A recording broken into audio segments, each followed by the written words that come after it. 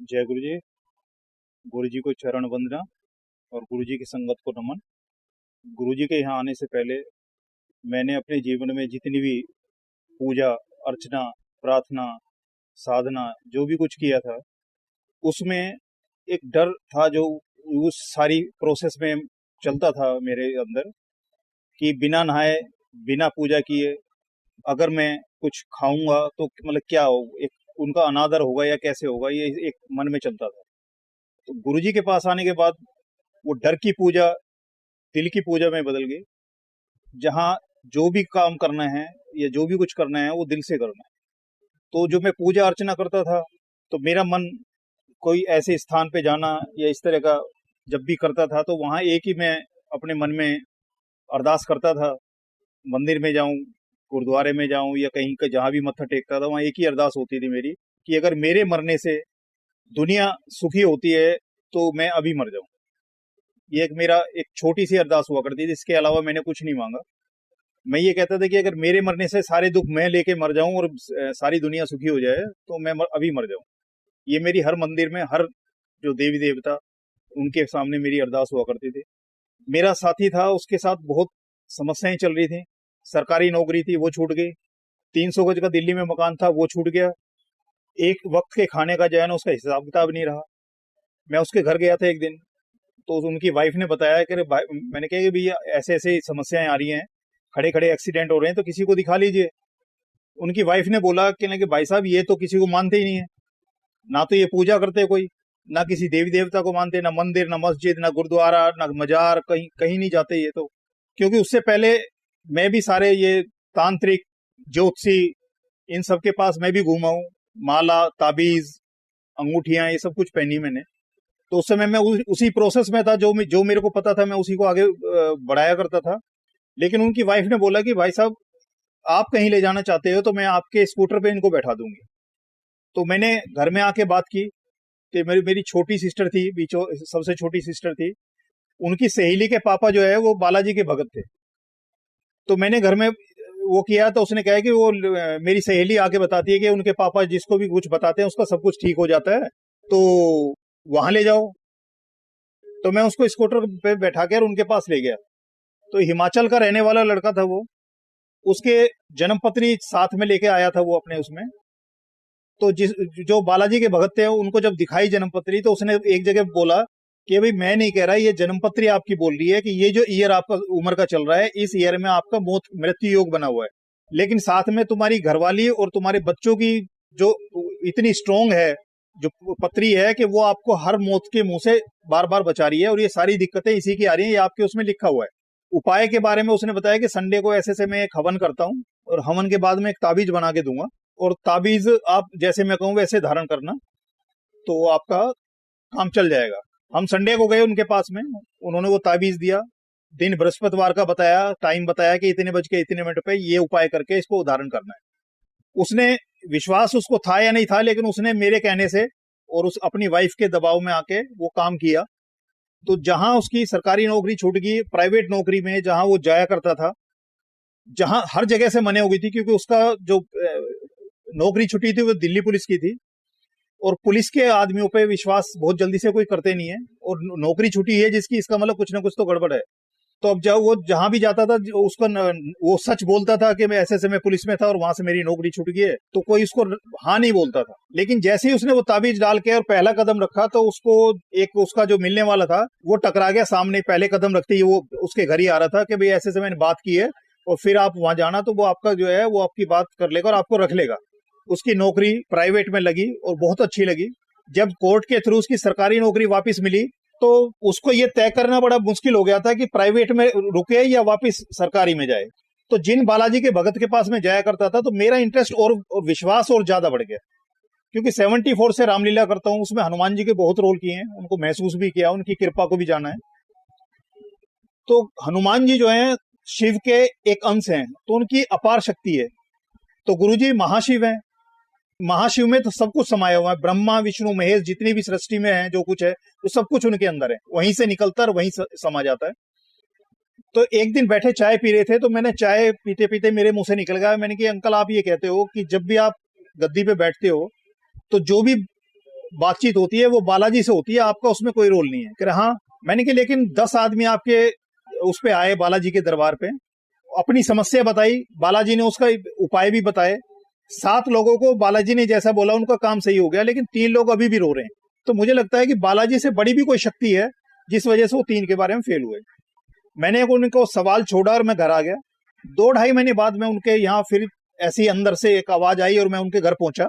तो घर जाके मैंने देखा कि उनके घर में अखंड जोत जलती थी और मेन गेट के सामने ही पूरा दरबार लगता था, जिसमें जितने देवी देवताओं को मैं उस समय तक जानता था, मानता था, पूजता था, वो सारे उसमें विराजमान हुआ करते थे। उस दिन मैं गया तो मैंने देखा कि ना तो धूप बत्ती जल रही है उनके यहाँ, ना अगरबत्ती, ना जोत बत्ती, और वो कपाट ही बंद है सारे। वो उम्र में बड़े थे, अंकल थे, मैं थोड़ा एज में कम था।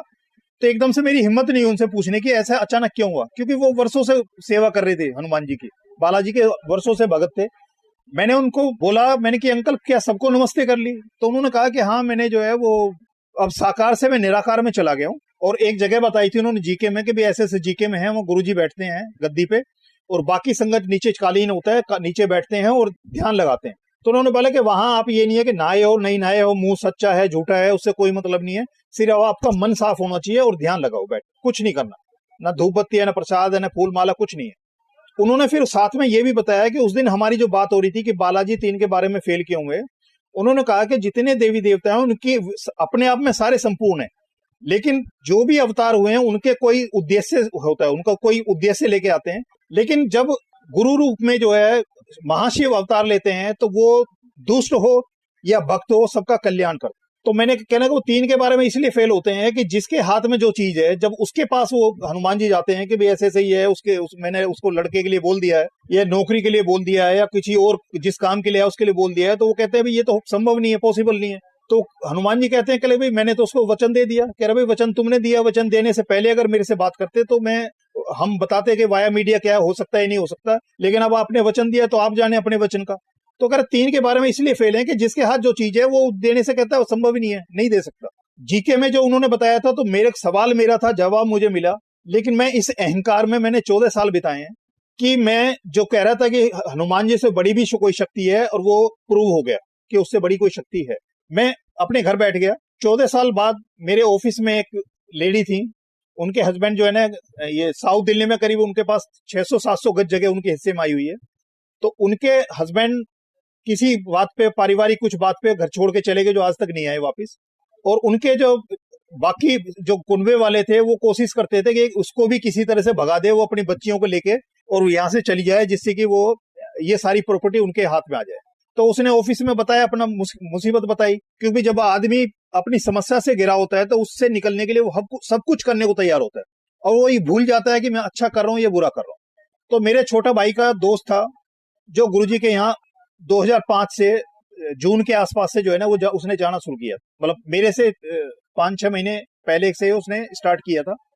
उसके साथ उसकी लाइफ में एक बहुत बड़ा वो फेज था जब गुरुजी के यहाँ जा रहा था। वो जाने से पहले की बात है कि 1 साल में उसकी जो है 29 एक्सीडेंट हुए थे और 3 मोटरसाइकिल खराब हुई थी, मतलब एक्सीडेंट की भेंट चढ़ी थी। तो एक दिन वो मेरे को जमुना पार में वहां मेरे को मिला, टकराया। तो मैंने उसको बोला कि कैसे क्या चल रहा है, क्योंकि उसके जितने भी मिलने वाले थे उससे सबसे पहला सवाल यही पूछते थे, क्योंकि वो घर से निकलता था तो खाली कभी नहीं जाता था, कोई ना कोई एक्सीडेंट छोटा है या बड़ा करके ही घर घुसता था। तो मैंने भी उससे पूछा क्या चल रहा है, तो उसने कहा भाई साहब जब से मैं ऐसे से वहां एम्पायर स्टेट गुरुजी के यहाँ जाने शुरू किया है मैंने, तब से एक्सीडेंट तो मेरे वैसे ही हो रहे हैं, लेकिन उसके रिजल्ट वो नहीं आ रहे जो पहले आते थे। तो मैंने बताया कि मेरे ऑफिस में लेडी है, उसके 4 लड़कियां हैं और बहुत प्रॉब्लम में है और वो जगह जगह भटक रही है। तो मैं ये कि भाई तू वहां जा रहा है, तेरा अच्छा हो रहा है तो मैं उसको बता दूंगा।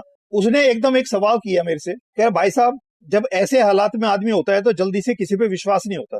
मैंने फिर कह पहले एक बार आप मेरे साथ चलो और आप वहां जाओ, तो आपको जब जैसा महसूस हो फिर उनको बताना, तब उनको लेके आना, पहले आप मेरे साथ उनके यहाँ जाओ।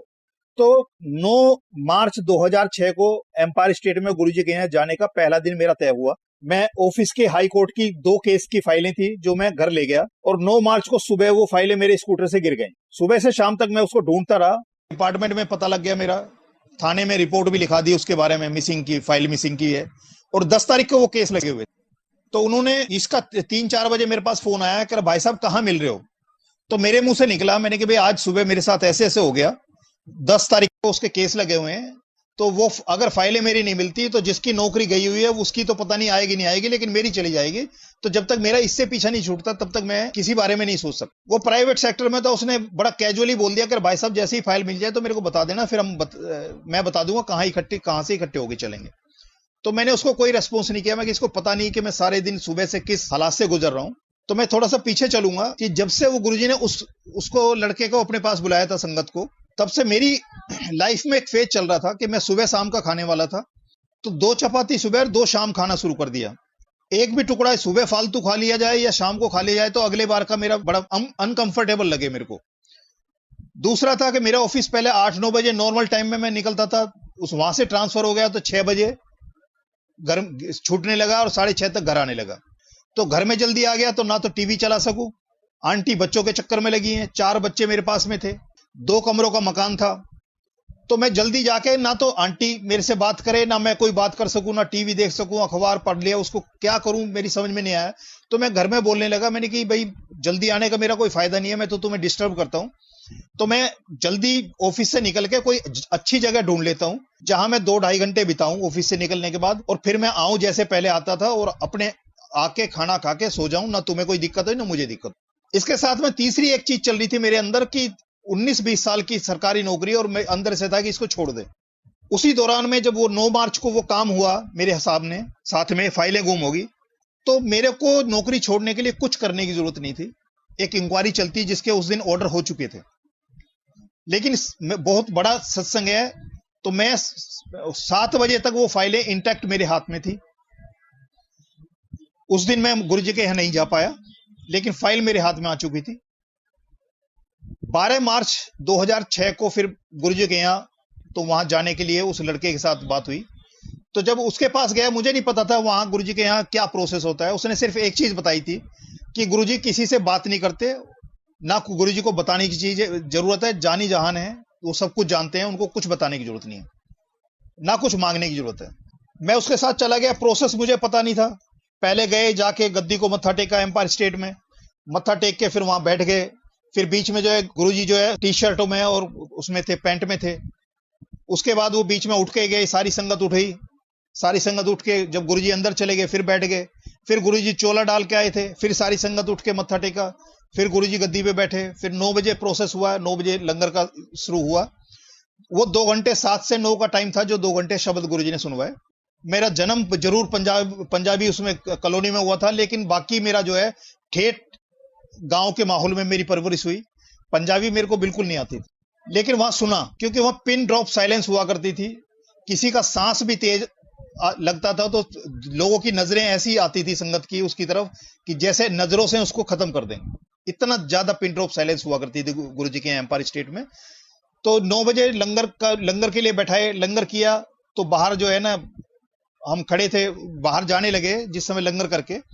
तो उस समय एक अंकल थे, वो अंकल गुरुजी के फोटो बांट रहे थे, जो क्लिप करते हैं, कपड़े में क्लिप करने का था। तो मैंने पहले हाथ बढ़ाया, फिर दिमाग में लगा कि अभी हाथ झूठे हैं, लंगर किया है, खाना खाया है, तो वहां हाथ झूठे हैं, इस चक्कर में मैंने उनको हाथ नहीं बढ़ाया और मैं जाके लाइन में लगा। पहले हैंड वॉश किए, फिर जल प्रसाद लिया, फिर हैंड वॉश करने गया, फिर जाके मैं वापस आया तो वो अंकल चले गए थे। तो एक जगह में खड़ा, मुझे आगे का कोई प्रोसेस नहीं पता कि आगे क्या प्रोसेस करना है। जिस लड़के के साथ गुरुजी ने मेरे को बुलाया था हाथ पकड़ के, वो और मैं थे, हमारे पास तीसरा कोई नहीं था। तो मैं उससे बोला, मैंने कि मैं तो ऐसे से जो है ना हाथ धोने के लिए लाइन में चला गया, और यहाँ एक अंकल जो है ना गुरुजी के फोटो दे रहे थे और वो तो अंदर चले गए। तो उसने छूटते कह रहा, भाई साहब 3 महीने मैंने लगातार गुरुजी को मत्था टेका, तब मैंने गुरुजी की मेहर हुई थी तो मेरे को गुरुजी के दर्शन मिले थे, और आप पहली बार और पहले दिन ही जो है ना मांग रहे हो। क्या लगा, टाइमिंग, प्रायोरिटी क्या, कितना, कैसे देना है, कब देना है, ये गुरुजी डिसाइड करते हैं, ये हमारे हाथ में नहीं है। ये सब कुछ गुरुजी का है। टाइमिंग, प्रायोरिटी, क्या चीज पहले देनी है, कितनी देनी है, कब देनी है, कैसे देनी है, वो उनका ऊपर है। उसने बताया भी गुरुजी से चलने के लिए आज्ञा लेनी होती है, तो हम आज्ञा लेने की लाइन में लगे हुए थे। तो वही अंकल अंदर से निकल के आते हैं, और अंदर से निकल के आने के बाद एकदम से मेरे पास आए, जेब में हाथ डाल के एक गुरुजी के फोटो मेरे को दिया और एक किसी और को, अंदर चले गए। तो वो पहला दिन, पहली बार में ही गुरुजी ने वो कर दिया, क्योंकि मैंने उस लड़के ने किसी से नहीं कहा, मेरे साथ ही वो लगा हुआ था। हमारी दोनों की बात किसी तीसरे ने नहीं सुनी, लेकिन वो अंकल सीधे मेरे पास आए और मेरे को दिया और एक किसी और को दे के अंदर चले गए। यानी कि जो अरदास थी कि जानी गुरुजी जानी जहान है और टाइमिंग प्रायोरिटी और सब कुछ कब कैसे किसको देना है वो मेरे को पहले दिन बता दिया। वो दिन 12 मार्च 2006 से लेके आज तक मैंने कभी नहीं सोचा कि मेरे अंदर ऐसी कोई उधेड़ बुन चली हो कि मैं गुरुजी से कोई बात करूं या गुरुजी को कुछ बोलूं या गुरुजी से कोई अरदास करूं किसी चीज की। इतनी हिम्मत भी नहीं हुआ करती थी कि गुरुजी से मेरे को नहीं लगता था मैं इतना प्योर हूं कि गुरुजी को मैं छू सकूं। बहुत अंदर ऐसा लगता था कि बहुत ज्यादा अंदर इतना गंध है कि जो निकलेगा तब जाके ऐसा होगा कि मैं इतने बड़े महापुरुष को, क्योंकि उनको इतना उतने लेवल तक तो मैं तब तक नहीं समझा था, पर इतना जरूर था कि मेरी औकात नहीं है कि मैं उनको छू सकूं, उनके चरण स्पर्श कर सकूं। तो एक बार ऐसी गुरुजी सेटी पे बैठे हुए थे एम्पायर स्टेट में, तो संगत जो है ना ऐसे लाइन लगा के मत्था टेक रही थी, तो मैंने काफी डिस्टेंस से मत्था टेका, 1-1.5 फीट का होगा जब जहां मेरा मत्था टेकना था। और जैसे ही मैंने मत्था टेका तो गुरुजी के पांव में मेरा सिर लगा और इतनी तेजी से लगा कि मुझे बहुत ज्यादा उस टाइम लगा। मैंने तो ऐसा सोच के मतलब मत्था टेका था कि गुरुजी से डिस्टेंस पे रहूं, लेकिन क्योंकि मेरी हिम्मत नहीं पड़ती थी गुरुजी को छूने की, तो गुरुजी ने मुझे छुआ। उन्होंने पहली बार वो एहसास कराया कि मैं तो समझता था कि मैं इस लायक नहीं हूं कि गुरुजी को स्पर्श भी करूं, तो उन्होंने अपने चरणों में मेरा मत्था टिकाया और मेरे जितनी तेज लगा था माथे पे जो मुझे महसूस हुआ उससे मेरे को बहुत फील हुआ कि मैंने उनके पांव में चोट ऐसी पहुंचाई। पर ये गुरुजी जानते हैं कि उन्होंने क्या मेरा कष्ट काटा है और मेरे अंदर की जो एक वो सब्र था उसको खत्म किया कि मैं नहीं छू सकता। हालांकि उसके बाद भी कभी जरूरत नहीं पड़ी, कभी दिल में आया ही नहीं छूने का। 1.5 हफ्ता मुझे 5-7 हाजिरी हुई होंगी। तो एक जब संगत उस समय बढ़ने लगी थी मार्च के महीने में, एक अंकल आए वो जिन्होंने वो दिया था, वो अंकल ने एक बोल के चले गए कि जो पुरानी संगत है वो पुरानी संगत ऊपर जाए, ऊपर बैठाने लगे थे एम्पायर स्टेट में। तो मैं जम के बैठा हुआ था क्योंकि सबसे पहले मैं जाने की कोशिश करता था कि जब दरबार खुले 7 बजे तो सबसे पहला मैं हूं। एक अंदर वो थी, डेली भागने का था होता था। तो जैसे ही मैं पहली लाइन में बैठा वो बोल के चले गए, 2-4 लोग थे वो चले ऊपर चले गए। उसके बाद दोबारा आए, उन्होंने दोबारा आके वही बोला कि पुरानी संगत ऊपर जाए। मैं फिर भी वहीं जमा हुआ था कि मुझे गिनती के दिन हुए थे। लेकिन तीसरी बार उन्होंने आके मेरे को कंधे पे हाथ लगा, बोला कह रहे अंकल ऊपर चलो। अब उनके कहने से मैं ऊपर तो चला गया, लेकिन मेरी ये समझ में नहीं आया कि पुरानी संगत को ये बोल रहे हैं और मुझे गिनती के दिन हुए हैं, तो मेरे को कैसे उस पुरानी संगत की बात करके मेरे को ऊपर भेज रहे हैं। लेकिन मैं ऊपर चला गया, ऊपर जाने के ऊपर बैठने लगा। तब मेरे को याद आया कि पहली बार जब मैं गुरुजी के यहाँ गया था तो जो नजारा वो बालाजी के भक्त ने मुझे बताया था कि गुरुजी जो है जीके में वहां गद्दी पे बैठते हैं, बाकी संगत नीचे बैठती है, ध्यान लगाती है। वो मुझे पहली विजिट में जब मैंने वहां का नजारा देखा, गुरुजी को गद्दी पे बैठे हुए देखा और सारी संगत वैसी बैठी जैसे उन्होंने बताया था, तो तब मेरी समझ में आया कि मैंने जो अकल लगाई थी कि उस जो सवाल में जीत मेरी हुई है, लेकिन मेरी जिंदगी की वो हार थी कि 14 साल करीब मेरे को लगे गुरुजी को आने। मेरा यू टर्न आया कि गुरुजी ने बुलाया। तो आंटियां जब रसोई में कुछ बनाती हैं, कढ़ाई पे या उसमें चढ़ाया होता है, कच्ची कोई चीज नीचे उतर जाती है तो उसको दोबारा जब चढ़ाते हैं तो उसमें टाइम भी ज्यादा लगता है और उसका टेस्ट भी गड़बड़ा जाता है। तो जब हम अपनी अकल लगाते हैं तो जैसे मेरा 14 साल का यू टर्न है, ऐसी भी संगत है मेरे सामने जिनका आज तक यू टर्न ही नहीं आ पाया। इसलिए गुरुजी बोलते थे कि अकल और रफल बाहर छोड़ के आओ, क्योंकि इन दोनों का जहां अपने जूते छोड़ते हो वहीं अपनी अकल छोड़ के आओ। क्योंकि इस रास्ते पे चलने के लिए सबसे बड़ी दुश्मन आपकी अकल है। ये मैंने महसूस किया कि आपका जो सबसे बड़ा नुकसान करेगी, आपका जो भट्टा बैठाएगी, वो आपकी जहां अकल लगा दी इस रास्ते में, प्रभु के चरणों की तरफ जब बढ़ना शुरू करोगे और उसमें अकल लगानी शुरू कर दी तो वो आप कहां से कहां पहुंच जाओगे हमें नहीं पता लगेगा। वो मैंने 14 साल का वो वनवास काटा है। जब गुरुजी के यहाँ आया था, 1 हफ्ते के बाद उसके ऊपर बैठना शुरू किया, फिर वहां वो संगत बढ़नी शुरू हुई तो सेवा के लिए जो है ना बाहर जाने लगे। तो फिर इतना ही होता था, गुरुजी इतनी आज्ञा देते थे कि आए अंदर मत्था टेको और अपनी सेवा पे चले गए। तो एम्पायर स्टेट में जब सेवाएं हैंड वॉश की, जोड़ा घर की, जल प्रसाद की, वो जो सेवाएं थी, जो सामने वाले उसमें खाली प्लॉट था उसमें सेवाएं शुरू हुई थी। तो तब हम जो है वहां उसमें सेवा में गुरुजी ने कर दिया, उसमें जाने लगे हम। तो एक आंटी थी, वो आंटी और मेरी बिटिया और उन बिटिया आंटी की बिटिया जो है ना, हम सब जो है जैसे जल प्रसाद में उनमें जोड़े घर में सब में सेवा करते थे।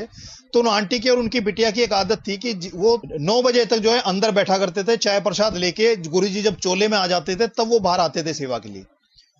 तो मेरा ये था कि जब तुम्हारी दुकान या तुम्हारी सेवा का जो शटर ऑन हो गया, तो तुम्हारी सेवा शुरू हो गई है या तुम्हारी दुकान खुली है, तो दुकानदार को अपनी जगह होना चाहिए, तो सेवादार को भी अपने उस पॉइंट पे ही मौजूद होना चाहिए। भले ही कोई उनकी सेवा वहां चले या ना चले, लेकिन उनको मौजूद होना चाहिए। तो मैं उनको आंटी को हर बार टोकता था कि मैं आंटी आपकी सेवा शुरू हो चुकी है, सब कुछ लग चुका है, तो आप अपनी सेवा पे जाएं। वो कह लेंगे अंकल अभी तो कोई आया तो है नहीं, कोई नहीं, तो चाय प्रसाद पी के तब आ जाएंगे। लेकिन एक लालच हुआ करता था, लालच सबके साथ होता था, हमारे साथ भी होता था।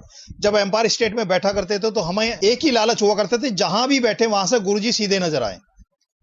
और ये गुरुजी की कृपा थी कि जहां भी बैठने का मौका मिलता था वहां से गुरुजी सबको ही मेरे ख्याल में नजर आते थे, क्योंकि मेरे को कभी ऐसा नहीं लगा कि गुरुजी मेरी नजरों से ओझल रहे हों जब भी एम्पायर स्टेट में बैठने का मेरे को मौका मिला। तो वो आंटी जाया करती थी वैसे से, सर्दियों के दिन थे। एक दिन क्या हुआ कि मैं भी मत्था टेकने गया, मेरी बिटिया भी मत्था टेकने गई, वो आंटी और उनकी बिटिया भी मत्था टेकने गए। अंदर मत्था टेक के जैसे ही बाहर निकल रहे थे तो ऐसी चाय प्रसाद लेके एक अंकल आ गए। तो उनके पास 2 चाय प्रसाद थे, एक मेरी बिटिया को दिया, एक उन आंटी को दिया। तो मैं भी पलटा, लेकिन मेरे को देखा मैंने कि 2 ही हैं, तो मैं वापस अपनी सेवा के बेस पे चला गया। वो आंटी चाय के नाम पे जो है ना गुरुजी के चोले में दर्शन करना चाहती थी, तो वो वहीं बैठ गई, मेरी बिटिया बाहर आ गई अपने पॉइंट। उस दिन जब हम अपने पॉइंट पे आया तो चाय प्रसाद नॉर्मली जो है ना, जहां सेवा के पॉइंट थे वहीं जो है ना गुरुजी चाय प्रसाद पिलवाया करते थे। तो हम खड़े थे, तो 1 घंटे बाद, सही 1 घंटे बाद अंदर से एक नेपाली अंकल थे, गुरुजी के यहाँ सेवादार थे। तो वो पीछे के रास्ते से जग में चाय प्रसाद लेके और कप गिलास लेके जो है ना वहां आया, और जितने सेवादार थे उन सबको चाय प्रसाद पिला गया। ऐसा पहले कभी नहीं हुआ कि 2 बार ऐसे हो, 1 बार चाय प्रसाद आता था फिनिश, उसके बाद नहीं आता था। और चाय प्रसाद लाने के लिए जो अंकल थे वो सर्टिफाइड थे कि वही अंकल आते थे नॉर्मली, और किसी को कोई नहीं आता था। लेकिन 1 घंटा फिर बीता, 1 घंटे बाद फिर वही अंकल आए और उन्होंने फिर सबको चाय प्रसाद पिलाया, जितने सेवादार वहां थे। तीसरी बार भी उसी एक दिन की संगत में तीसरी बार वही अंकल जो है चाय प्रसाद जब लेके आए, तो मेरे ऐसे रहा नहीं गया। मैंने वो अंकल से बोला, मैंने अंकल क्या हुआ, आज गुरुजी की बड़ी कृपा बरस रही है कि आप बार बार जो है ना चाय प्रसाद जो है ना सेवादार को पिला रहे हैं। तो उन्होंने अंकल ने बोला कि गुरुजी ने मेरे को बुला के बोला था कि बहुत ठंड है और बाहर जितने भी सेवादार हैं उनको हर घंटे बाद एक चाय प्रसाद पिलाना है। तो मैंने उन आंटी को बोला, मैंने कि आंटी आप चाय प्रसाद के लिए अंदर जाते हैं, गुरुजी ने ये मैसेज दे दिया है कि आप जहां भी खड़े होगे जो उनको देना है, अगर सेवा छोड़ के वहां जाओगे तो ना तो आपकी सेवा को कोई फल मिलना और ना वहां बैठने को भी फल मिलना। तो मैंने कि जहां जहां आप हो, आपको खड़े खड़े आज 3 चाय प्रसाद बाहर पिला दिए, 1 चाय प्रसाद अंदर पिलाया था। और मैंने जो महसूस किया कि वो चाय प्रसाद, मुझे नहीं पता कि वो नेपाली अंकल गुरुजी थे क्या थे, लेकिन उस चाय प्रसाद का और बाद के और उसके चाय प्रसाद का, वो सचखंड का चाय प्रसाद था क्या था, उस चाय प्रसाद का अलग ही एक नजारा था, अलग ही टेस्ट था, जो आज तक याद है। क्योंकि गुरुजी कहते थे कि चाय प्रसाद क्या, जो भी इस गुरुजी सेवा कराते हैं, सेवा गुरुजी बख्शते हैं और सेवा खड़े होकर खुद हर संगत के साथ में वो कराते हैं। जहां भी आप खड़े हो वहीं आपका मत्था टिका है, आपको वहां से जाने की जरूरत नहीं, क्योंकि पूरे के पूरे गुरुजी आपके साथ हैं और आपकी सेवा आपको बख्श भी रहे हैं और आपसे करवा भी रहे हैं। क्योंकि 24 घंटे, 48 घंटे, 72 घंटे लगातार भी गुरुजी ने सेवा ली है, तो शरीर पे हमारे कभी भी एडवर्स इफेक्ट नहीं रहा और बैटरी पूरी चार्ज होती थी। कभी ऐसा नहीं लगा हम इतने टाइम तक जगे हुए हैं या कोई सेवा में हो रहे हैं। क्योंकि जो मैंने महसूस किया है कि गुरुजी के हुजूरी में जितने हमने सांस ले लिए और जितना हमने समय बिता लिया, वो हमारी जिंदगी से घटता नहीं है, हमारे खाते से डेबिट नहीं होता वो।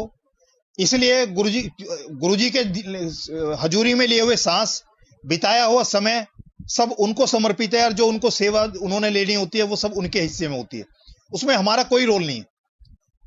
बख्शते भी हुए, करवाते भी हुए हैं। उसी दौरान में बैसाखी की सेवा आई, तो फंक्शन से 3 दिन 4 दिन पहले जो है ना वहां ये गमले, पेड़ वगैरह, ये सारी सफाइयां वगैरह सब सेवाओं के लिए बुलाया करते थे। गुरुजी ने एक और मेरे ऊपर कृपा की कि जैसे ही मेरे को गुरुजी ने उसमें बुलाया था एम्पायर स्टेट में, तो पहला ही जो मंडे था तभी से मैं बड़े मंदिर जाने शुरू कर दिया था।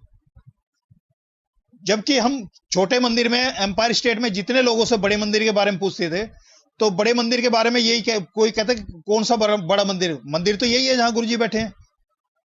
90% संगत को बड़े मंदिर के बारे में पता ही नहीं था। फिर बाद में जब बताया गया कि गुरुजी बड़े मंदिर जिसको आज्ञा देते वही जा सकता था, गुरुजी या तो किसी को साथ लेके जाते थे या किसी संगत के साथ भेज के तब वो जाते थे बड़े मंदिर। ऐसे ही फ्रीक्वेंटली कोई अपनी मर्जी से नहीं जाया करता। जैसे जालंधर मंदिर के बारे में था कि गुरुजी की आज्ञा लेके ही जाया करते थे दिल्ली की संगत। तो वहां जो है सेवा के लिए जब जाना शुरू किया, तो एक सेवा कर रहे थे, तो एक सेवादार थे, वो साथ में जो है ना सेवा करते करते मेरे से पूछा, अंकल आप कब से आ रहे हो? तो क्योंकि बैसाखी 13 अप्रैल की हुआ करती थी और 12 मार्च को गुरुजी ने अपने साक्षात अपने चरणों में जोड़ा था, तो मैंने दिन गिन के बताए थे कि इतने दिन हुए मुझे। तो मेरे से कहने कि अंकल आप बड़े लक्की हो। कह रहे अंकल मैं 3 साल से गुरुजी के यहाँ मत्था टेक रहा हूं, मेरे को पहली बार गुरुजी ने सेवा बख्शी है और आपको इतने दिन हुए, इतने दिन में ही सेवा आपको शुरू कर दी। तो मेरे को ऐसा कुछ नहीं लगा, क्योंकि तब तक इतना महसूस ही नहीं किया कि गुरुजी किस उस तक पहुंच सकते हैं और हम वहां तक कितना पहुंच सकते हैं। हम एक महापुरुष तक ही लेके चल रहे थे, गुरुजी हैं, बाकी महाशिव हैं या कितना है इतने कभी दिमाग में नहीं था। तो उन्होंने बोला कि आपको बहुत गुरुजी की ब्लेसिंग है कि इतने दिन में ही आपको सेवा मिल गई। तो मैंने उनको कुछ नहीं बोला, मैं अपनी सेवा करता रहा। वो गुरुजी ने जो सेवाएं बख्शी वो आज तक उनकी बख्शी हुई चल रही है और जब तक वो चाहेंगे वो चलती रहेंगी। लेकिन एक चीज और मैंने महसूस की, एक बार जो पहला गुड़गांव में सत्संग हुआ था, तो सबसे गुरुजी के बाद सबसे पहला इनविटेशन मेरे को मिला। पहला इनविटेशन मेरे को मिला, तो जिस संगत ने मेरे को इनविटेशन दिया था, तो उन्होंने बोला कि गुरुजी के बाद पहला कार्ड हम आपको दे रहे हैं और आपकी जिम्मेदारी है कि आप जितनी नई संगत को लेके आ सकते हो, आप एनुअल सत्संग जो हो रहा है उसमें लेके आना है। तो हम जितने भी सेवा वहां करते थे, तो हमें एक था कि उससे पहले कभी सत्संग कभी गए नहीं हम, क्योंकि गुड़गांव की संगत थी जिसको गुरुजी ने परमिशन दी थी सत्संग करने की। दिल्ली में सत्संग नहीं हुआ करते थे, एनुअल सत्संग था, एक बड़ा सत्संग था, तो एक अंदर एक उमंग थी कि गुरुजी के सत्संग में जाना है। लेकिन संडे को सत्संग था। सत्संग से पहले ही बड़े माली अंकल ने कोई सेवा के लिए बोला कि अंकल ऐसे ऐसा ये सेवा है और ये सेवा करनी है संडे को। तो हमने कहा सैटरडे की बात थी, तो हमें तो था कि संडे को तो वहां जाना है बड़े सत्संग में। तो हमने गुरु अंकल से बोला कोई बात नहीं, मंडे को कर लेंगे, ट्यूसडे को कर लेंगे। तो अंकल ने फाइनली बोल दिया कि अंकल सेवा तो कल ही होनी है, अब आप ये बताओ कि आपने कल करनी है तो नहीं तो किसी और को बोलूंगा मैं। उनसे तो हमने कोई जवाब नहीं दिया, लेकिन आपस में जो गुरुजी की जो संगत वहां सेवा में थे, हम जो 5-7 लोग जितने भी थे, आपस में बात करने लगे। तो गुरुजी ने एकदम एक अंदर एक विचार दिया मेरे को।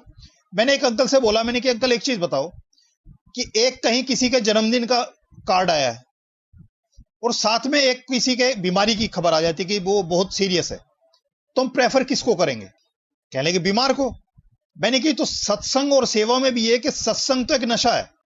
सत्संग जब आदमी करता है, एक वो खुशी का एक माहौल है, उसमें डूब जाता है, उसको दाएं बाएं इधर उधर का कुछ नहीं ख्याल रहता।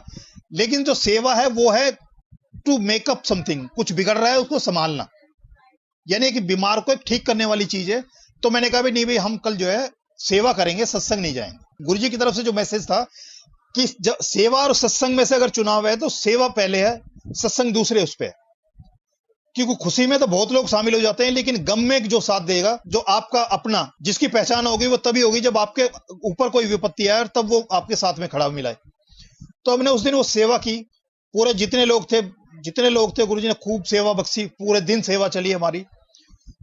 उस दिन से वो कॉन्सेप्ट भी क्लियर होगी कि हमने कहाँ चलना है, कहाँ जाना है, क्या करना है, ये सब गुरुजी ने वो करना शुरू कर दिया। जिन आंटी की मैं बात बता रहा था कि आंटी की वजह से मैं पहली बार गया था, उन आंटी को 4 बेटियां थी। उनको जब जाते थे तो जिन अंकल के साथ गुरुजी ने मेरे को बुलाया था, तो उनकी तरफ से गुरुजी ने उनको मैसेज दे दिया था कि उन आंटी को जाके बोलो कि उनकी 4 बेटियां और वो मेरे सुरक्षा कवच में हैं और उनको कुछ नहीं होगा, वो आराम से रहें। और यही हुआ। उनके जितने भी एंटी थे आज तक कामयाब नहीं हुए। 4 बेटियों की उनकी शादियां हुई अपने दम पे। मेरे जैसे की किसी की जरूरत नहीं, जब से गुरुजी के पास वो जुड़े हैं। जब गुरुजी के पास वो जाया करते थे, साथ साथ वो ज्योतिषियों के लिए पंडितों के पास और इनके पास भी घूमा करते। एक दिन उनका ऑफिस में मेरे पास फोन आया कि ऐसे ऐसे भाई, वो मैं एक पंडित जी के पास गई थी और उसने मेरा और 4 लड़कियों के जो है ना नग बताए और उनके उपाय बताए कि ऐसे ऐसे जो वो कर लो। तो मैंने बोला, मैंने कि गुरुजी तो कहते हैं कि अगर पत्थरों से ही सब कुछ होना होता तो इतने अमीर लोग बैठे हुए हैं कि वो रत्ती तोले के नहीं पहनते, क्योंकि हमारी जब समस्या होती है तो हमें तो ऐसा होता है कि मदर डेयरी का बूथ हो, ऊपर से चवन्नी डाले और नीचे से दूध लेके चल दें। सबर नाम की हमारे पास कोई चीज नहीं है कि हमारी समस्या से इमीडिएट रिलीफ मिल जाए। तो मैंने कहा, आंटी जब गुरुजी ये कहते थे कि अगर इतने अमीर लोग बैठे हैं तो वो तो किलो किलो के टांग के चलते, क्योंकि उनको तो इमीडिएट रिलीफ चाहिए। मैंने कहा कि मेरे अंदर से आवाज नहीं आ रही, जब गुरुजी मने करते हैं तो ये कि पत्थर के चक्कर में क्यों पड़ रहे हैं। वो हफ्ते दर हफ्ते वो जब भी उनको मौका मिलता है मेरे से बात करते हैं कि भाई वो ऐसे से है और तुम ला के नहीं दे रहे। तो मैंने कहा भाई मेरे को आवाज नहीं आ रही। एक दिन उन्होंने बहुत बड़ी बड़ी बात कर दी, कह रहे तुम्हारे भाई तुम्हारे जीवन में सब कुछ अच्छा चल रहा है, तुम्हारी फैमिली बढ़िया चल रही है, तुम्हारी सब कुछ ठीक चल रहा है, हेल्थ भी ठीक है, सब ठीक है, तो तुम्हें कोई दिक्कत नहीं है, तो तुम मेरी दिक्कत को क्या जानू। जिसको दिक्कत होती है, जिसकी समस्या है, वो उसको पता है ना कि क्या हाल है। क्योंकि उन आंटी के जो ऐसे फेज से गुजर रहे थे कि या तो समस्याएं दूर हो जाएं या वो अपनी बच्चियों को लेके अपनी जिंदगी खत्म कर लें, ऐसे मुकाम पे थी वो। तो उन्होंने बहुत बड़ी बड़ी बातें की, तो मेरे को लगा, मैंने कि अब ये कह रही हैं, तो मैंने कहा कि मेरा दिल अभी भी गवाही नहीं दे रहा, अंदर से कोई आवाज नहीं आ रही, पर तुम कह रहे हो तो मैं जाके ले आता हूं। 35,400 के उनके 5 नग में लेके आ गया। मैंने उनको दिए घर पे, उन्होंने अपनी लड़कियों को दिखाया कि भी ये ऐसे ऐसे तेरा है, ये तेरा है, ये तेरा है, ऐसे ऐसे बताया। तो चारों लड़कियों ने बोला, कह रहे कि जब गुरुजी मने करते तो हमने तो ये कोई नग वग पहनना ही नहीं है। तो आंटी ने बोला, कहने भाई ठीक है, तुम नहीं पहने कोई बात नहीं, मैं पहन लेती हूँ। तो उसने अपने जो परमानेंट सुनार था उसके पास वो नग जाके दे दिया और इसमें सोने की अंगूठी उसमें जड़ दो।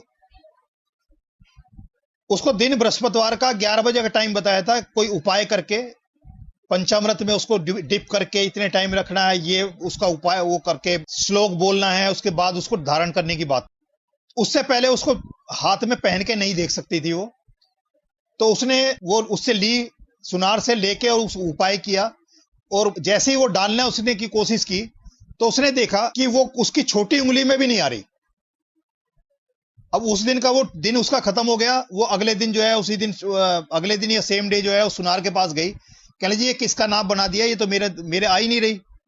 तो उसने कहा कि नाप तो आपका ठीक है, हमारे पास नाप तो है परमानेंट आपका, लेकिन देखता हूं हो सकता है उसने कारीगर ने कोई गलती की हो। कह रहे दोबारा बना देते, कोई बात नहीं।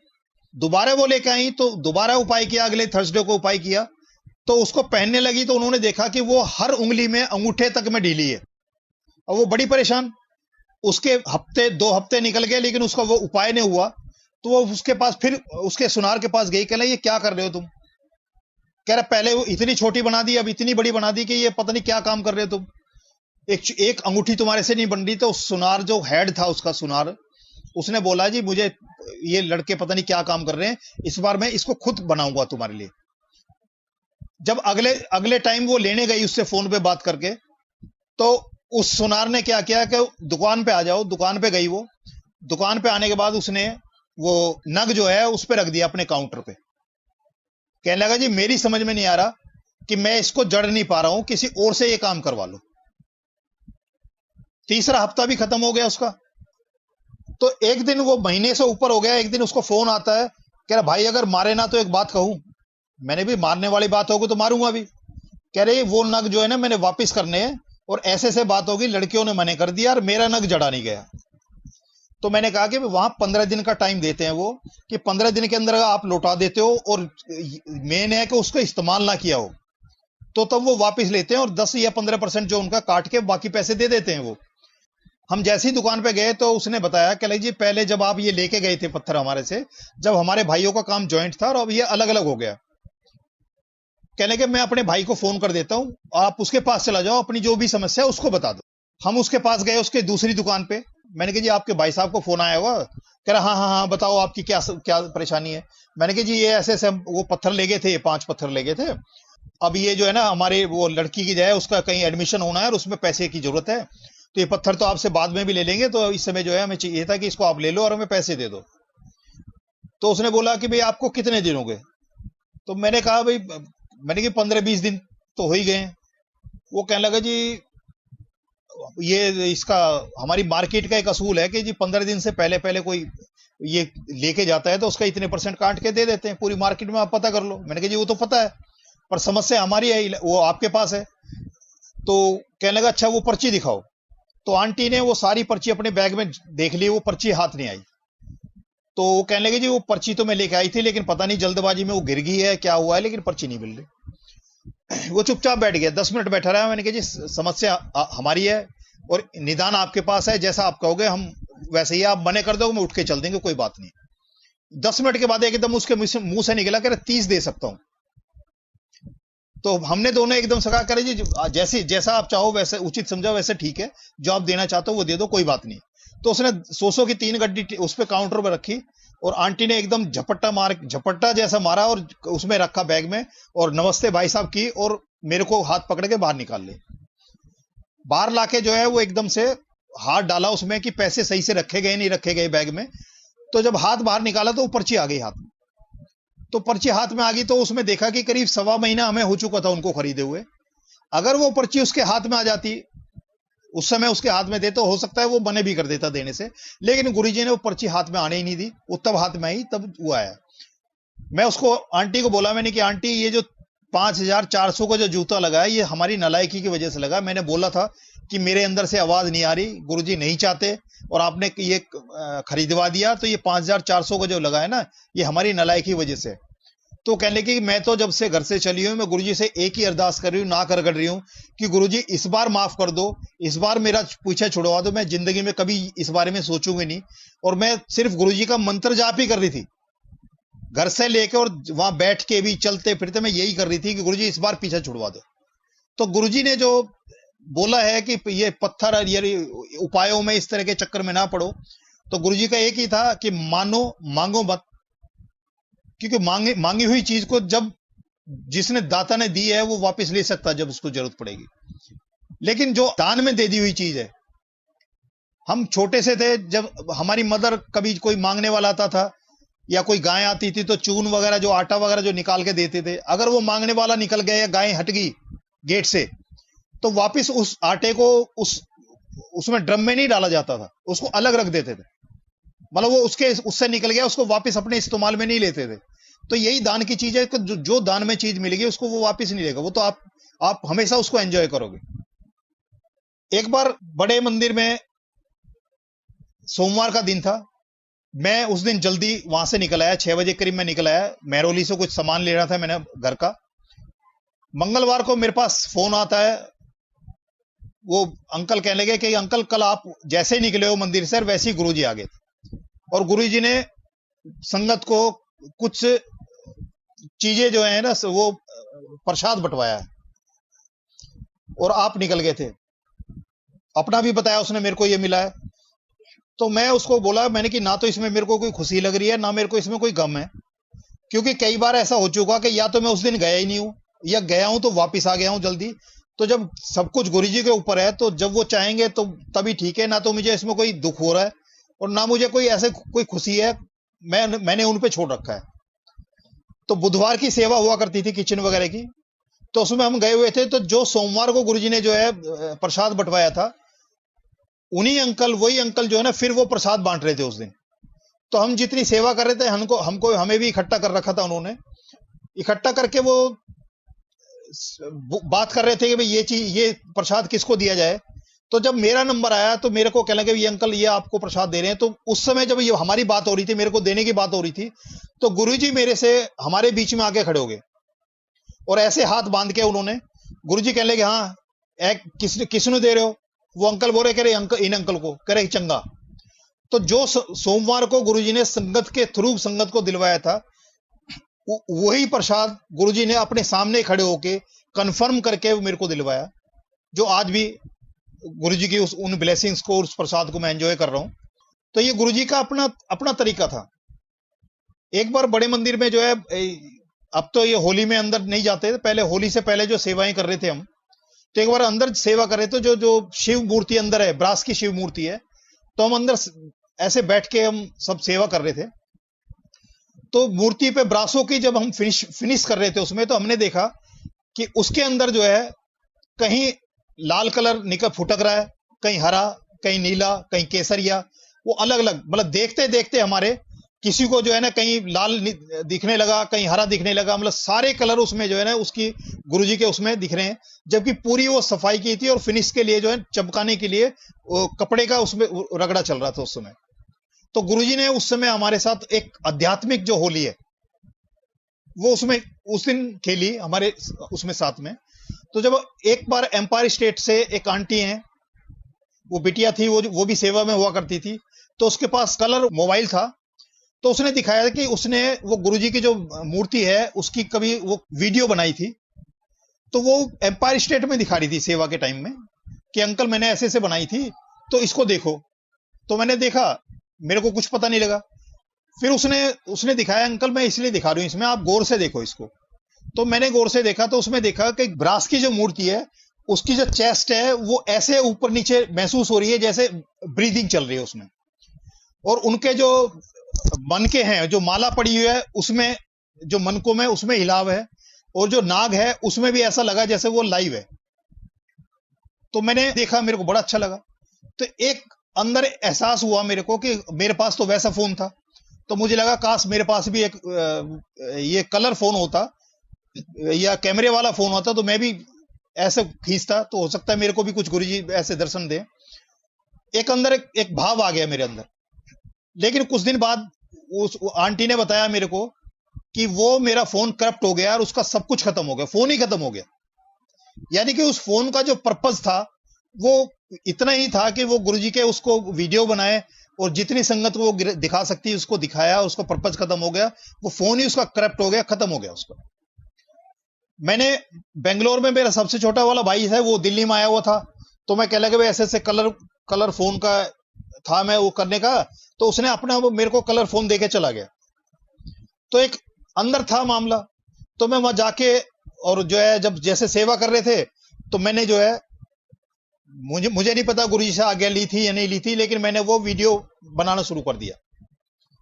तो मैंने जब उस शिव मूर्ति पे मैंने जब उसको किया, तो उसके थ्रू मैं देखता हूं तो उसमें वही जो ब्रीदिंग वाला जो मैं उनकी आंटी के उसमें देखा था, वही एकदम महसूस हुआ कि जैसे वो लाइव बैठे हैं, ब्रीद कर रहे हैं। शेष नाग जो गले में नाग है वो भी लाइव है। तो मैं उसको अलग से देखता हूं तो सिंपल दिखाई दे रहे हैं, जैसे ही मैं कैमरा लगाता हूं तो वैसे दिखाई दे रहे हैं। मैंने काफी वो किया, बिल्कुल कोशिश की मैंने अपना आप को स्टेबल करने की, हर तरह से कोशिश कर ली मैंने, लेकिन मेरे को नहीं लगा। तो मैंने उसके बाद में जब स्नैप स्टिल फोटो जो लिए थे वो बाद में ब्लर आए, तो मैंने वो उसको आगे नहीं खींचा। फिर नीचे सेवा करते करते नीचे गए तो एक छोटी शिव की मूर्ति रखी हुई थी, जहां से गुरुजी नीचे से अपनी गाड़ी से जिस रूम से अंदर बड़े हॉल में आया करते थे, वहां सेवा में मैं वहां सेवा कर रहे थे। तो जैसे ही हम सेवा कर रहे थे, उस मूर्ति को ब्रास से जब साफ कर रहे थे, तो मेरे अंदर फिर एक भाव चढ़ा। तो मैंने फिर वही कैमरा, जैसे नया नया फोन या कोई नई चीज आती है तो बड़ा चाव होता है, तो उसी चाव में मैंने उसकी जो है उसकी फोटो लेने की कोशिश की। तो जैसे ही मैं उसके सामने रखा और उसके थ्रू में देख रहा हूं, तो उसके अंदर जो त्रिशूल था उसमें 3 जोत जलती दिखाई दे मेरे को। 3 जोत जलती दिखाई दे, तो अलग देखता हूं तो त्रिशूल है, और जैसे उसमें देखता हूं तो जोत दिखाई दे। तो मेरी हिम्मत नहीं हुई कि उसका फोटो लूं। मैंने वो उसका फोटो नहीं खींचा। वो बात मैंने सत्संग किया जेथरा अंकल के साथ। तो बीडी जेथरा अंकल थे, हम सेवा कर रहे थे, मैंने ऐसे ऐसे बताया जब वहीं अंदर बड़े हॉल में थे। तो मैं अंकल से बोला कि ऐसे ऐसे मैंने जो है ना फोन आया था मेरे पास में, तो मैंने किया तो इस तरह से हो रहा था। वो कह लगे नहीं तुम्हारा हाथ हिल गया होगा तो तुम्हें ऐसे लग रहा हो। तो मैंने वो अपना फोन उनको दे दिया। उन्होंने फोन लेके उसको देखने लगा, तो जो चीज मैंने महसूस की थी उन्होंने उनके थ्रू उनको भी वही दिखाई देने लगी। तो वो उन्होंने क्या किया, नीचे लेट गए, लेट के कोहनी नीचे रख ली और उसको भी कर लिया, और बिल्कुल सब कुछ करके देख लिया उन्होंने स्टील करने के बाद, लेकिन वो मूर्ति का जो हिलना है, जो एक उसमें जो लाइव जो चीज वो चीज खत्म नहीं हुई। तो जब उसको वो क्लिक करने लगे तो मैंने अंकल को मना कर दिया। मैंने कि जब गुरुजी की आज्ञा नहीं है तो वो मत खींचो, वो बने होगी, बात आई गई होगी।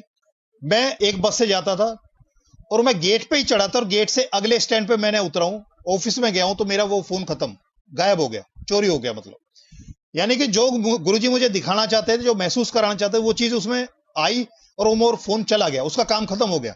ऐसी छोटी छोटी चीजें हैं। जब शुरू में जाना शुरू किया था तो 4 दिन एम्पायर स्टेट, 5वें दिन बड़े मंदिर में जाया करता था सोमवार को, और 2 दिन कहीं कोई सत्संग मिल जाए बाद में, तो 7वें दिन जो गुरुजी अपनी हजूरी में रखते थे। तो हम जैसे उसमें सेवाएं करते थे, तो मैं सत्संग में होता था। मैं आंटी से एक बार बोलता था घर से चलते हुए कि ऐसे सत्संग में जा रहा हूं तो चलना है। तो वो यही मेरे से कहती थी कि जिस तरह से तुम जो है ना सातों दिन जो है ना सत्संग में और मंदिर में जाए बैठे रहते हो, रात को 1-1, 2-2 बजे आते हो, तो मैं भी आपके साथ जाने लगूं तो घर का काम कौन करेगा? तो मैं हंस के बोला जाते जाते, मैंने कि हम तो वो जो है बैलगाड़ी के नीचे जो है चलने वाले वो कुत्ते हैं, कि वो इस वहम में कि ये बैलगाड़ी मेरे चलने से चल रही है और वो उसके नीचे से नहीं निकलता, भूखा प्यासा उसी के नीचे मर जाता है। मैं आंटी को ये बोल के और सत्संग चला गया। अगले दिन जैसे मॉर्निंग में सबसे लास्ट में मैं घर से निकलता था, 7:30 बजे का उनका स्कूल था। मैं तैयार हो रहा था ऑफिस के लिए, तो आंटी का फोन आता है किसी के फोन से, कह रहे मैं स्कूल तो आ गई हूं लेकिन घर पे कैसे आऊंगी मुझे नहीं पता, आके मुझे ले जाओ। ये भी गुरुजी की कृपा है कि वो फोन ना इस्तेमाल करते थे ना कभी छेड़ते थे, और मेरा नंबर उन्होंने कहीं लिख के रखा था या याद था, उन्होंने किसी का फोन लेके अपनी कुलीग का और मेरे को फोन कर दिया। मैंने उनके स्कूल गया, स्कूल से उनको लेके डिस्पेंसरी गया, डिस्पेंसरी से उन्होंने 5-7 गोलियां लिख दी। सेम डे हम सफदरजंग हॉस्पिटल गए।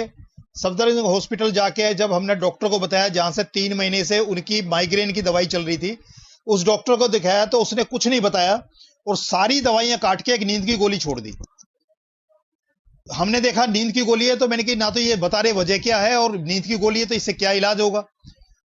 तो आरएमएल हॉस्पिटल के न्यूरो के हेड के साथ हमने जो है आंटी के लिए अपॉइंटमेंट लिया, और अपॉइंटमेंट लेके हम वहां गए। तो तब हमने अपनी जो सारी दवाइयां वगैरह दिखाई, सब कुछ दिखाया, तो उन्होंने हमें बताया कि एक गोली इसके अंदर ऐसी है जो 5 mg की 10 दिन से ज्यादा किसी भी पेशेंट को नहीं दी जाती, और ये गोली 10 mg की आप तीसरा महीना चल रहा है, ये उसका साइड इफेक्ट है, मेमोरी लॉस है, और ये इसका इलाज बहुत लंबा चलेगा। उसने भी क्या किया कि कुछ तो डाइटिशियन का बता दिया और सब कुछ करने के बाद में, और वही नींद की गोली चालू रखी। मन में समझ में नहीं आया कि इसका कोई इलाज हो रहा है। मैंने अपने दोस्तों को बताया, तो उसने मुझे एक ही चीज बताई कि बिलायती, तेरे पास 4 बच्चे हैं और आज से ये मान कि 5 बच्चे हैं, और वो जो 4 बच्चे हैं तेरे पहले, वो तो अपना कुछ कर सकते हैं, पर ये 5वां बच्चा, इसका सब कुछ तेरे को ही करना। उस दौरान में आंटी कपड़े कैसे धुलते हैं, सब्जी कैसे बनती है, आटा कैसे गूंथता है, प्रेस कैसे होती है, झाड़ू कैसे लगती है, घर के जितने भी काम थी, जो वो ये कहती थी कि मैं भी तुम्हारे साथ जाने लगूं तो घर का काम कौन करेगा, वो सब काम बंद। मैं उसको बोलता था, मैंने कि भाई ये इतने साल से जो है हमें सबको पाल रही है, खाना बना के खिला रही है, सारे काम कर रही है, अब कह रही है कि कैसे करूंगी। कच्ची सब्जी आ गई, उसका कोई हालचाल पूछने आया तो उसको पकड़ा दिया, ले जा, मैं कैसे बनाऊंगी, तू ले जा बना लियो जाके। यहां तक उनका हाल था। तो मैंने अपने दोस्तों को बताया, तो एक दोस्त है जिसकी वाइफ को वही बीमारी है, और आज उसके बच्चे नौकरी कर रहे हैं। शादी के बाद से आज तक वो हर साल उसको उस बीमारी से फेस टू फेस होना पड़ता है, और वो इलाज कराते हैं। तो उसी डॉक्टर के पास जमुना पार में हम गए। उस डॉक्टर ने मुझे बताया, वो मेमोरी उसको माइंड में मैपिंग की उसने, तो 10 में से 8 आया उसकी ग्रेविटी जो है। वो कहने लगे जी काफी ज्यादा इसका वो है, असर है, और आप एक काम करना, 2-3 साल इसकी दवाई चलनी है लगातार, एक भी गोली या कैप्सूल आप मेरे से बिना पूछे नहीं छोड़ना है, एक टाइम का भी, और आना नहीं छोड़ना है। हर 15 दिन बाद एक बार दिखा के आते थे, और अगले 15 दिन का अपॉइंटमेंट लेके आते थे। 31 मई 2008 गुरुजी का जो पहला महासमाधि दिवस था, जो डॉक्टर ने दवाई लिखी थी, मैं डिस्पेंसरी से इंडेंट कराया करता था। मैंने जैसे जाने लगा मैं, तो आंटी पीछे से बोली, कह रहे इसमें 2 कैप्सूल कम है और ये दवाई 2 दिन बाद मिलेगी, और डॉक्टर ने बोला है कि एक टाइम का एक कैप्सूल भी या गोली आपने मिस नहीं करनी है। तो मैंने कोई बात नहीं, मैंने कि वहां दुकान, वहां जा रहा हूं मैं, मार्केट जा रहा हूं, इंडेंट करा के ये गोली ले आऊंगा, जब 2-3 साल चलेगी तो घर में पड़ी भी रहेगी फालतू, कोई दिक्कत नहीं है। 7:45 बजे मैं गया डिस्पेंसरी, 8:15 बजे वहां से फ्री हुआ। मार्केट में जा रहा हूं मैं, अंडे, दूध, ब्रेड, इनकी सब दुकानें खुली मिल रही है मेरे को, लेकिन मेडिकल स्टोर कोई खुला नहीं दिख रहा। तो मैं डोमेस्टिक एयरपोर्ट के पास रहता था, वहां इस तरह की कोई सुविधा नहीं थी। वहां से इन चीजों के लिए या तो पालम जाना होता था, या महिपालपुर जाना, या आरके पुरम, या दिल्ली कैंट, मतलब एक डिस्टेंस पे जाना पड़ता था। तो मेरे दिमाग में चल रहा था कि ये 2 कैप्सूल के लिए मेरे को फिर वापस जाना पड़ेगा कहीं। तो मैं एंड में, जहां मार्केट एंड हो रही होती है, तो मैं वहां जाता हूं, तो मैं लेफ्ट में देखता हूं एक मेडिकल स्टोर है, उसके दोनों दो शटर हैं काफी ऊंचे और दोनों खुले हुए हैं। मैंने सर्विस लेन में अपना स्कूटर लगाया, 5 कदम चढ़ के और उस दुकान पे गया, तो जो काउंटर पे एक बुजुर्ग बैठे थे, मैंने उनको वो पर्ची दिखाई।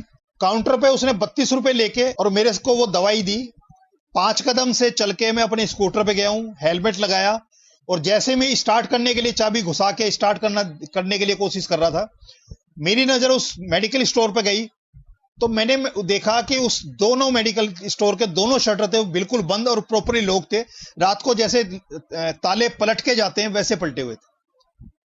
अब मेरे रोंगटे खड़े हो गए कि जिस मेडिकल स्टोर से मैं वो दवाई लेके आया हूं, उन दोनों में इतनी ताकत नहीं थी कि बिना आवाज के मेरे 5 कदम चलने और हेलमेट लगाने के दौरान में बिना आवाज उनको बंद कर दें और लॉक कर दें।